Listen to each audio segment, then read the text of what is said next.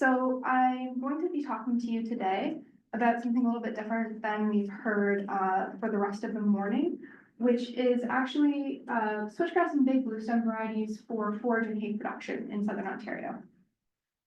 Part of the reason that we are working on this project and that we started this project is because there's a lot of funding opportunities for planting switchgrass and bluestem, and some of these funding opportunities mention forage and hay production or grazing, and there's not a lot of agronomic information about hay production or grazing of these varieties in Ontario.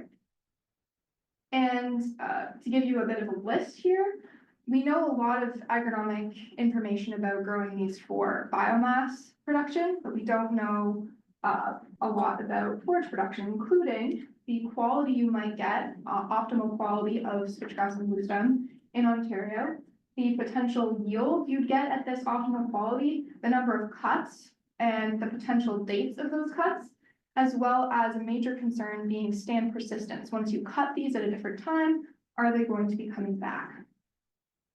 So Christine O'Reilly from AMAFA and I put together an objective of this research, which would be to evaluate forage yield and quality of bluestem switchgrass varieties in a 1 and a 2 cut system in 2 locations in Southern Ontario. We were able to do this actually because of some research that was already presented here today on head smut. We used the same plots that they had established in 2017 in Elora and in Simcoe, and there were 3 bluestem sort of maturities, 9 switchgrass varieties, and 2 switchgrass bluestem combinations, which you've already heard about. And for our research, we cut each plot in half, or we just split it in half. One side was treated as a 1 cut system, and the other side was treated as a 2 cut system. And during our trial, we didn't apply any fertility. So to give you a little bit more context on this harvest timing, the 2 cut system was harvested at 50 centimeters and cut down to 15 centimeters. Then it was harvested again when it returned to 50 centimeters. And the 1 cut system was harvested at boot stage, which was about 1 meter tall. And you can see the photo there, that was our boot stage cut. And the reason for these 2 cut timings is some information out of the US Midwest, which they do graze these varieties. And the research there says that switchgrass at 50 centimeters in height will give you the optimal forage quality. So that was the choice for the 2 cut. And then for the 1 cut system, we wanted to try to come up with a good place where the forage quality would still be okay, but the yield might also be higher. As the stands mature and they go to flower, the quality of the grass is going to decline. So I have some photos here of the regrowth, and to give you an idea of the cutting at 15 centimeters, we cut, when we did the harvest, we cut at 15 centimeters each time. And this is also due to what is common practice in the Midwest. You want the plants to be able to regrow and from their stems and not from the crown. So here we're cutting sort of above the growing point. You can see the red line there is showing where we cut, and then this is some regrowth. So in the switchgrass, it's pretty prominent, very weak pointer, but there's blue sort of darker stems down here, and then the lighter regrowth up here. And to give you an idea of what our regrowth looked like overall in our plots, we had the benefit of having a non-harvested edge because there were no border plots. So we had to have a way of denoting the beginning and end of each plot. So you can see the non-harvested edge is on the side, and then in the 1 cut system, which we cut on July the 2nd, then the 2 cut system, which we cut June 6th and July 17th. And this is a photo of what it looked like on August 14 in Simcoe. The cut dates were very similar in Simcoe and in Elora. And because these plants are daylight sensitive, we didn't really get much regrowth after August 14th. So this is kind of what that regrowth looked like and what you'd expect. So to give you an idea of the yield that we got out of these plots, we found that the 1 cut system did give you a higher yield than the combined yields of the 2 cut system. And we also have the varieties that Dr. Jordan was talking about previously, the Bluestem are at the top, the Prairie View, early and late maturing, and then the Switchgrass, Cave and Raw, and the two combination plots. And what we found is there was a few that didn't really do well, and as we discovered earlier, they were similar to the ones that didn't do well overall. These were the Chippewa and the Summer, but the Cave and Rock, which is used commonly for grazing in the Midwest, did do reasonably well, as did the Tecumseh. And the combination plots, we really didn't see much of a difference or much of a benefit of having both species in the same plot for yield.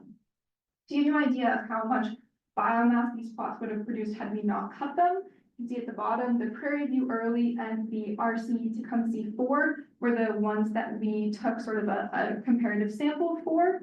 And we got about 10.5 kilograms of dry matter per hectare. That 10,500 kilograms of dry matter per hectare.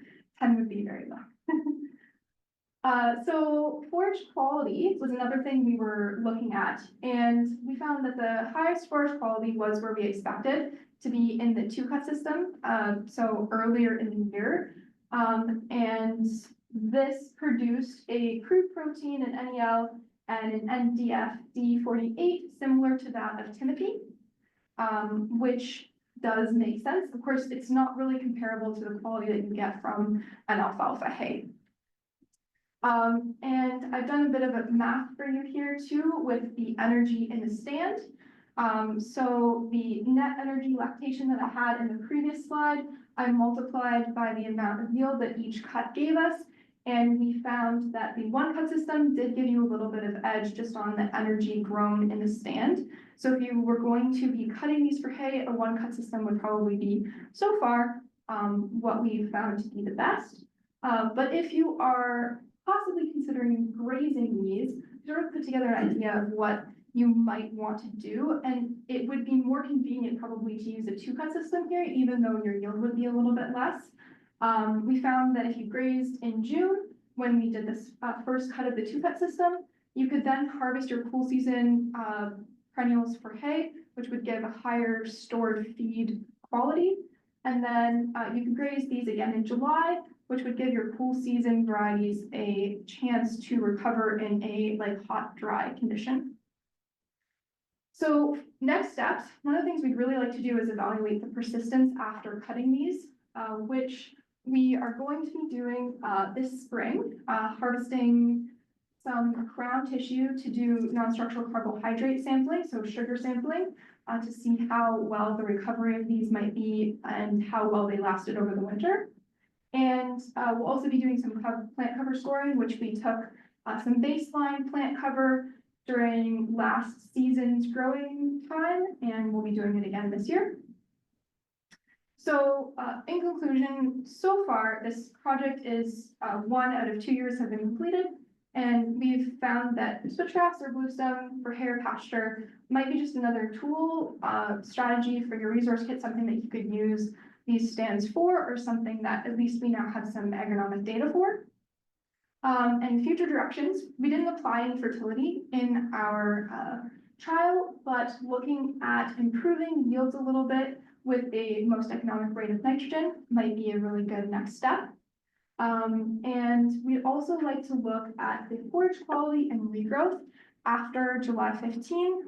Some of the funding has specific dates for ground nesting birds, which you have to respect. So this would be a very interesting next step to do. One of the reasons we didn't do this initially is because we didn't really know when these stands would come to these heights we decided to cut at. And we didn't want to miss out on the optimal quality or miss out on potential regrowth issues with the day length sensitivity. So this would be a next step. And then also just adding forbs and legumes to these stands. Legumes might give you an edge on quality, but also produce some nitrogen for the stand. So these are sort of important things that we would like to do next. And just I wanted to acknowledge Donna Hancock and my summer students, Basil and Amelia. I wouldn't have been able to do any of the sampling on my own. I'm not particularly a strong woman, but Basil here he was able to do the harvesting and run the machine, so that was super helpful. I'd also like to acknowledge AMAFA for their help and funding, and Christine O'Reilly as well.